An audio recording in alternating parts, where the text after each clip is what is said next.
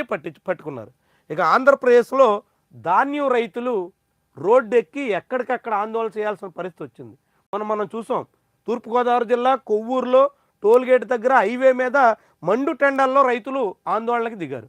ఈరోజు doctor BR Ambedkar Konaseema జిల్లాలో ముక్తేశ్వరం జంక్షన్లో రైతులు తమ ధాన్యం లోడ్లతో రోడ్డు మీద బైఠాయించి నిరసన తెలపాల్సిన పరిస్థితి వచ్చింది. ధాన్యం కొనుగోలు చేయడంలో రాష్ట్ర ప్రభుత్వం అత్యంత నిర్లక్ష్యంగా ఉంది అంటూ ఆంధ్రజ్యోతి పత్రిక కూడా రాస్తోంది. ఆంధ్రజ్యోతిలో వచ్చినటువంటి కథనం మనం చూసినా ఈ విషయం చాలా క్లియర్గా స్పష్టమవుతుంది. చూడండి, ధాన్యం దైన్యం. కృష్ణా జిల్లాకు సంబంధించినటువంటి రిపోర్టు. ధాన్యం దిగుబడి 1,60,000 టన్నులు. ఎన్టీఆర్ జిల్లాలో 1,60,000 టన్నులు ధాన్యం దిగుబడి అయితే ఇప్పటి వరకు రాష్ట్ర ప్రభుత్వం పౌర సరఫరాల శాఖ ద్వారా కొనుగోలు చేసింది కేవలం 70,000 టన్నులు మాత్రమే. అంటే నిండా 50% కూడా కొనుగోలు చేసినటువంటి దాఖలాలు లేవు. మరి మిగిలినటువంటి ధాన్యం ఎక్కడ అమ్ముకోవాలి రైతులు? దళారులు కొన్నది 10,000 టన్నులు, అంటే 80,000 టన్నులు అయ్యింది. సగం 50% చేరింది. మరి మిగిలిన 80,000 టన్నులు ఏం కావాలా?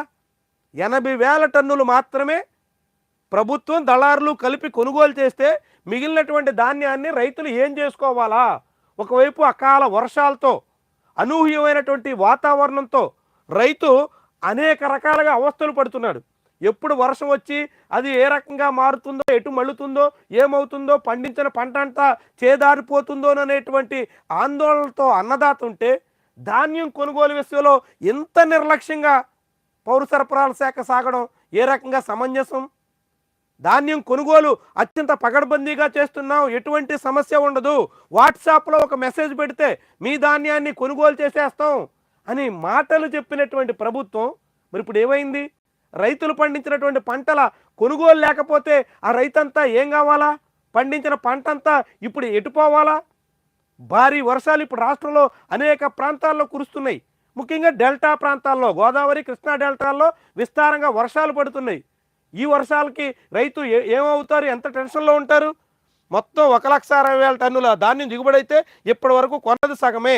ఇంకా రైతుల వద్ద సగానికి పైగా ధాన్యం కొనుగోళ్లు నిలిపివేస్తూ అగమ్య గోచరం, భయాందోళన కలిగిస్తున్న వాతావరణం, లక్ష్యాన్ని పెంచాలని రైతుల వేడుకోలు, దళారుల దోపిడీ, తక్కువకే కొనుగోళ్లు అయినా పట్టించుకొని చంద్రబాబు ప్రభుత్వం, పట్టించుకొని పౌర సరఫరాల శాఖ మరి ఏం చేస్తున్నారు?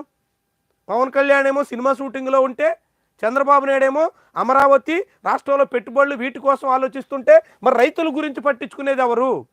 పౌర సరఫరాల శాఖ మంత్రి నాదెండ్ల మనోహర్ ఏం చేస్తున్నారు? సగం మాత్రమే ఒక్కొక్క జిల్లాలో ధాన్యం కొనుగోలు చేసి మిగతా సగాన్ని ఏం చేయాలో, ఎటు పోవాలో అర్థం కానటువంటి స్థితిలో నెడితే రైతులంతా ఏమవుతారు?